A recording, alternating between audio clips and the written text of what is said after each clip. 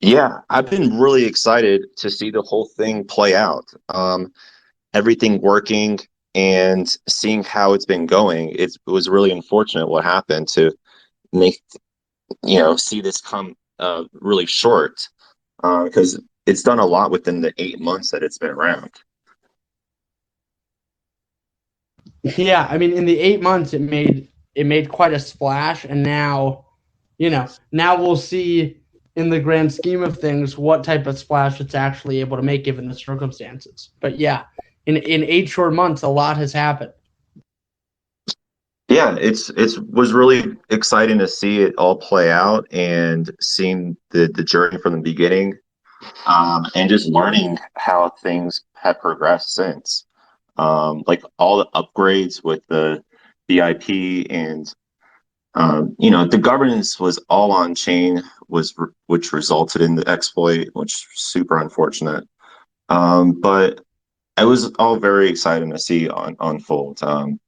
The future looked bright, and let's hope that we can see what's going forward with this beanstalk, the path forward. That's what I wanted to talk about. Let's get to it. Let's talk. Yeah, so let's talk about the barn raise. It's coming up soon. So let me just like recap with what's been going on. So the protocol launched in August of 2021 with only 100 beans, right? And that's the equivalent of like each bean is the equivalent to a peg of $1, right? That's the mechanism. So Exactly. that's very little. $100 is very little to start a protocol.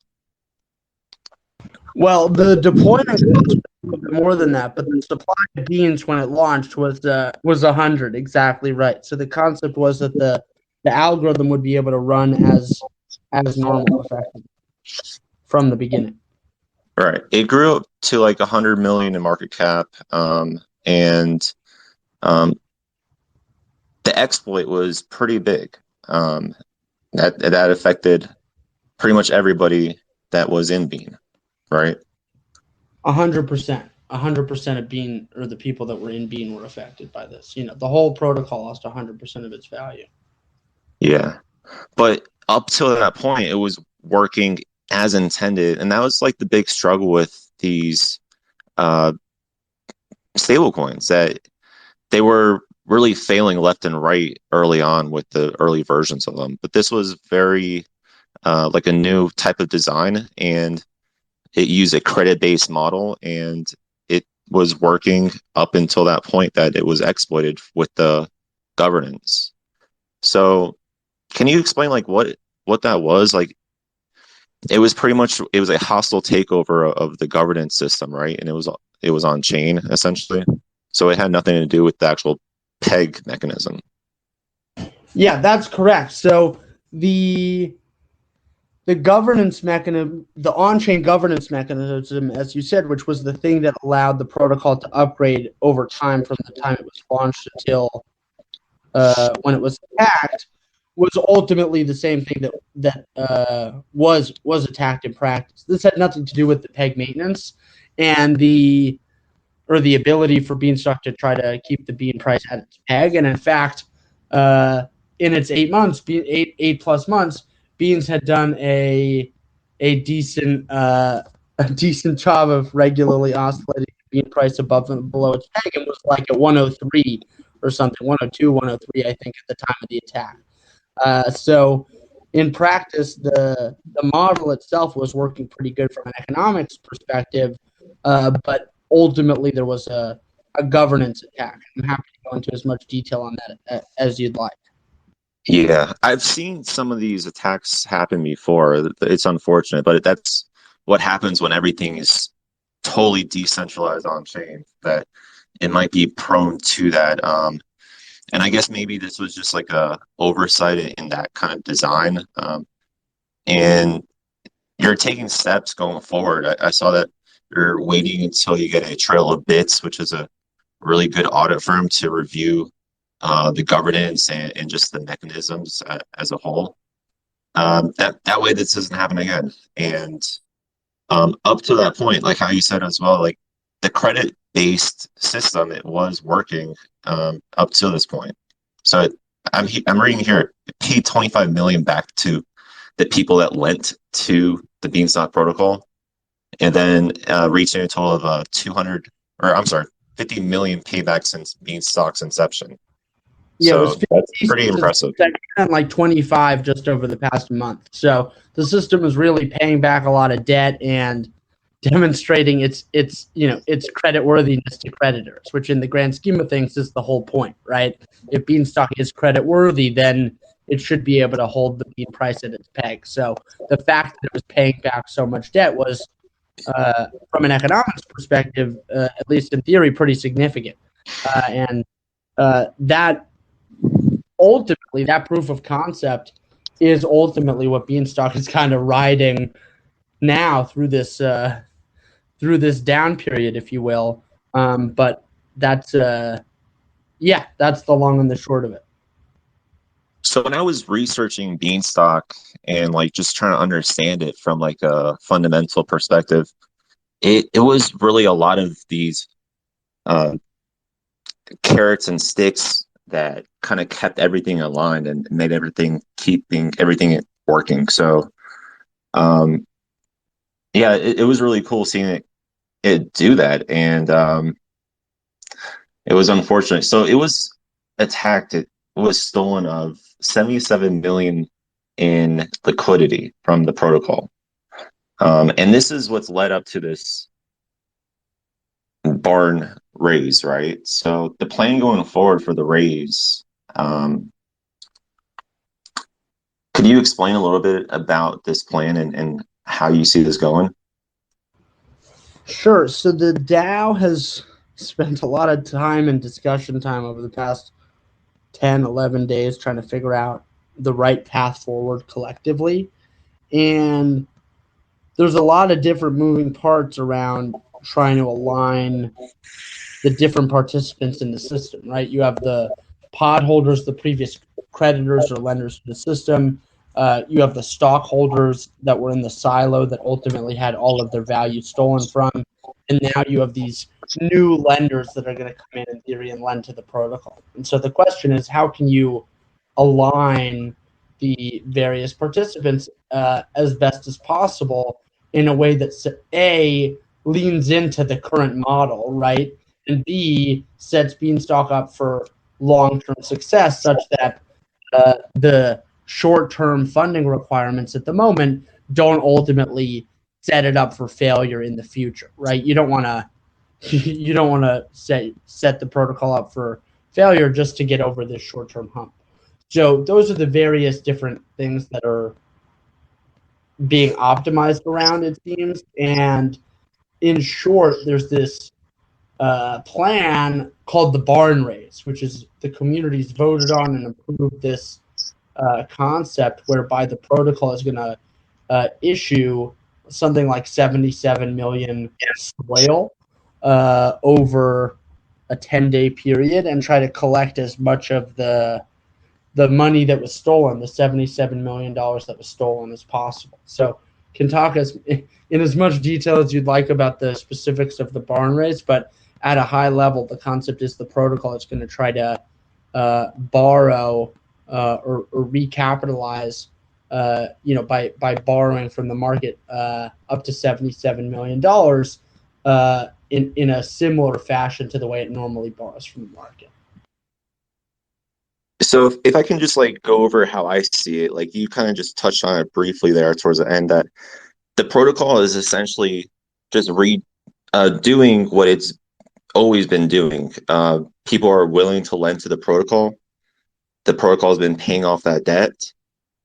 Essentially, since this exploit happened, it's we're phrasing it in a way where the protocol has now this credit that has been taken out. So now we're seeing, all right, will creditors step in to pay off this debt? And I think that I've read the plan, and it seems like you've devised a way to create more sticks and carrots in a way that makes sense. I think that if you go over the plan, like I think it makes sense that it incentivizes people to get in early, and then also people to get in at the last minute, if that makes sense.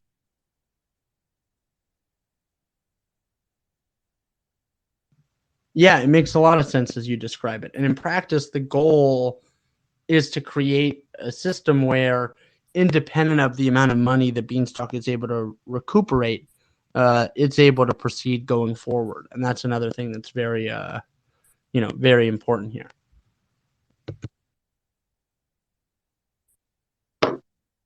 So I wanted to kind of go over the plan in detail, if we could. What's going on with the protocol right now? I know that it's paused, and what's the move forward to get it unpaused? So the protocol is going to be unpaused at some point after the completion of the barn raise.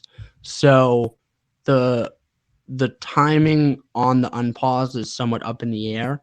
It's something the DAO will have to vote on upon completion of the barn raise when to unpause.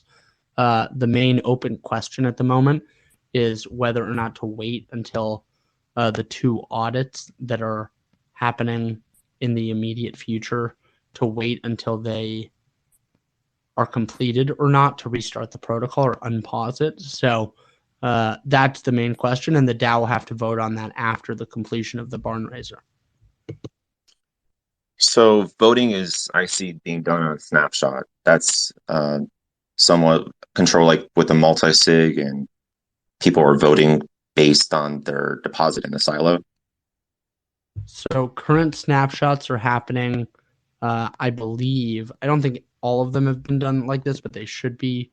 I think it was an accident before, but the concept is all of them should be based on the block prior to the attack. And so until Beanstalk is unpaused, the stock prior to the attack will be the distribution for snapshots. So I was going over some highlights on the plan, and it says you have 4 primary goals in mind. First is securing the enduring success of Beanstalk's economic model, attracting sufficient capital to restart Beanstalk. 3, preserving as much of each farmer's stock, seed, and pod positions as possible. And 4, aligning new capital with previous stock and pod holders. I'll be honest, that kind of sounds easier said than done, but I really congratulate you on even devising all of this to execute in the first place. But I wish I could take all the credit, but ultimately this has been such. I mean, the write up, we had nothing to do with the write up itself, and give a lot of credit to the copy team at Beanstalk Farms for putting together such an eloquently worded phrasing of what's ultimately going on here. But yeah, there's a lot of different moving parts to optimize around, certainly. So I want to kind of get into these 4 objectives here, because you did bring up some the ways that you're going to go about them, which I think are well thought out. I was impressed when I spoke to somebody on the team about it prior. And you do have the same mechanics that you have baked into Beanstalk, the carrot and stick mechanics of incentivizing and penalizing to get the desires of the protocol. It's pretty much similarly done with the barn raise. So can you talk about how this is done in like this process of the fundraising? So we start off with how would you describe this? So it's consisting of 2 parts, the bidding period and the sowing period. Can we get into that? Sure. So from our perspective, we tend to think about things, or think that it's really 3 parts. The first part is the barn raise itself. The barn raise has 2 stages or phases, as you were describing. The first is the bidding period, whereby people can bid an amount that they want to lend to the protocol at a given interest rate, at a given weather. And the concept is that for these 7 days, the earlier you bid, there will be some bonus to encourage people to bid earlier. But after the 7 days, all those bids will then fill over the following 3-day sowing period, whereby the weather will start at 20% and increase by 1% every 10 minutes for 3 days. And the concept is that under this proposal, the weather will go up to around 452%. And let's say you had bid 100%, whenever the interest rate gets up to 100% during the sowing period, your bid at 100% will fill and clear. And you'll then get in the pod line. There'll be a new pod line for everyone that participates in this barn raise that will receive a third of all new bean mints until it's all been paid back. And so the concept is people can bid and then they'll be placed in the new pod line by Beanstalk based on, the number of people that are willing to bid at a lower interest rate than they are. But the bidding system locks in the capital. So that's the barn raise itself. Then you have the second part, which is the haircut. The haircut is the idea that Beanstalk needs to be able to continue independent of the amount of capital that it raises.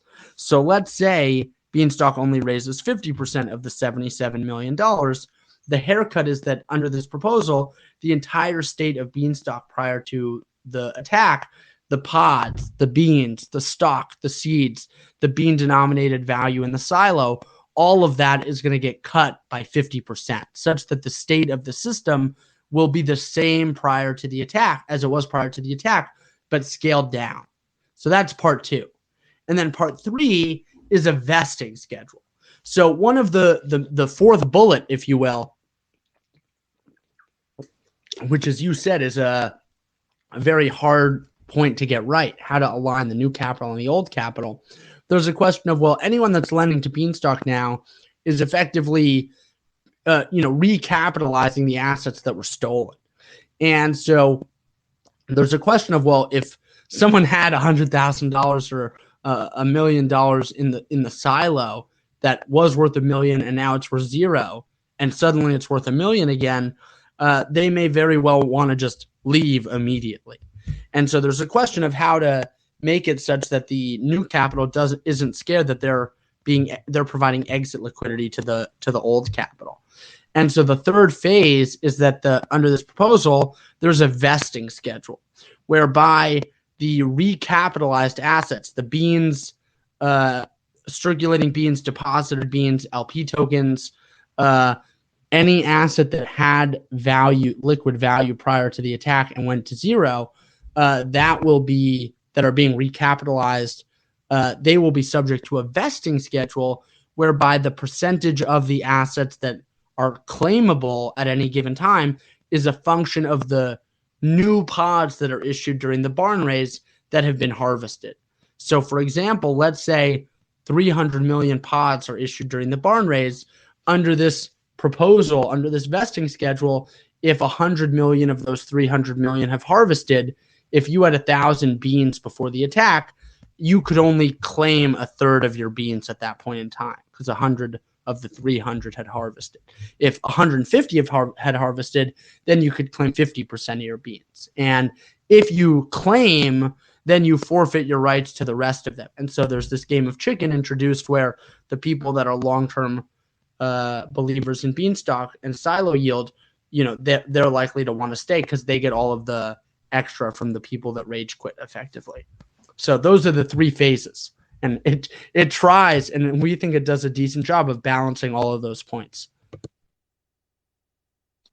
Yeah, I like how it's been presented. I think that the phases are well thought out, like I said. Let me go back to the first phase though, and I want to see when do these dates actually start? When should we be preparing for this? I think this is on the 2nd, May 2nd, correct? Yes, the barn raise is scheduled to begin on Monday, May 2nd, this coming Monday. Okay, and this is essentially so we have the option to bid for the pods, which is Beanstalk's debt native assets, like the debt units, right? Correct.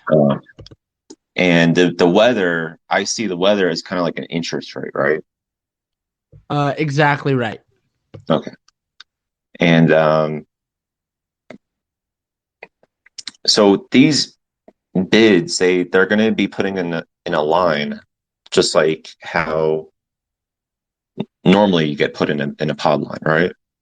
Correct. With the only difference being instead of going to the back of the current pod line, there will be a new pod line that will start at 0.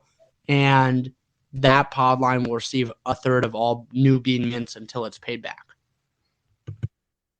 And my incentive to get into this new pod line is essentially like a bonus in getting in first. But the bonuses increase as well, but less of a likelihood or longer wait time to get paid out that bonus. Well, the bonus is to encourage bidding, if that makes sense. The bidding, the bonus or the bidding has less to do with your place in line than your interest rate, if that makes sense. Okay.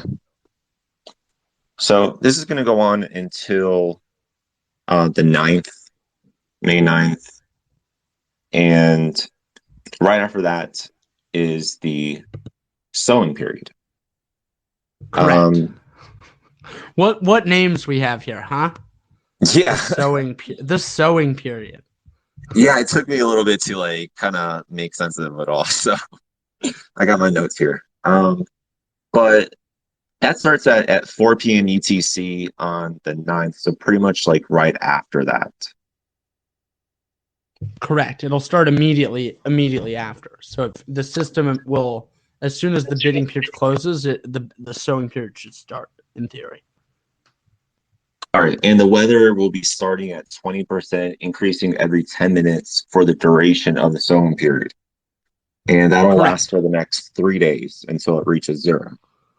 Well, Or whatever. Not until it reaches 0, until the weather reaches 452%, or until the soil reaches 0, meaning that the system sells out. Okay. And that's 77 million, essentially, that it would have to meet to sell Correct. Out. That would be the maximum. Okay. So is there a chance that it goes over that? Certainly, but that would just mean that it's overfilled, and then the people that bid the highest weather might not get filled effectively. Does that make sense? Okay. Yeah, they just won't get filled. The system will just clear the lowest 77 million it can clear. Okay. So right after that is the haircut, and that's based on what's been raised, essentially. Correct. The scaling of the system based on the amount that is raised. Okay. So going past that, what's going on with the governance? Because that was the main issue that led to this this problem here. I know that the audit is being proposed for Trail of Bits. It's saying early June. Is that still in the pipeline to complete by then? So there's a couple things. One, for the moment, on-chain governance has been turned off. So Beanstalk is going to move to a multi-sig governance system for the time being. And in addition to that, Beanstalk is being audited by Halborn starting May 9th and by Trail of Bits starting June 2nd. And so both of those audits should be completed end of June or so. And then the concept is that won't even include any sort of governance. The system will continue to be with off-chain governance for the short term. And over the longer term, the idea is for decentralized governance to be re-implemented, but anything that would be re-implemented would be, once, twice, or thrice audited prior to ever going live on mainnet. So going back to on-chain governance remains certainly a personal priority. I think a priority for most of the people working on Beanstalk, but short term, not the priority. As of right now, the governance is using off-chain multi-sig wallet custodied by the community, and you're also using that with Snapshot as well, so you can kind of gauge kind of consensus throughout the holders. Well, so the community multi-sig is still being formed, but the short answer is before the procedures and stuff around that multi-sig are put in place, the contract remains owned by a Publius-controlled multi-sig, but in the immediate future, hopefully the next 24, 48 hours, that'll get transferred over to a community-run multi-sig. But there's still official procedures being put in place prior to that happening. And is there any details on how that um, interim multi-sig is being formed with who is on that kind of like on the console of signing? Well, those are some of the main questions that are trying to be figured out, whether to have doxed or non-doxed, or disclosed or non-disclosed members of the multi-sig. I guess it would be disclosed who they are, but one of the questions is whether they should be doxed or not, and things like that are kind of the open questions. And honestly, I'm not too up to speed on what those discussions, where those are at, so hard to comment. Okay. Um, I know it's probably hard to comment. I'm just wondering, will the current signers, will they forfeit their privilege of signing, and then the new members, would they take over that responsibility? Can you restate that? I don't think I understood the question. So the current multi-sig signers, are they going to forfeit their signing privileges and pass those on to the ones that are going to be formed during this interim process? Well, in practice, it's a question of what wallet owns the contract, right? And so right now, the wallet is owned by a Publius-controlled multi-sig, whereas the contract will be transferred to a community-controlled multi-sig. Okay, got it. I was just trying to understand the intricacies of that. Um,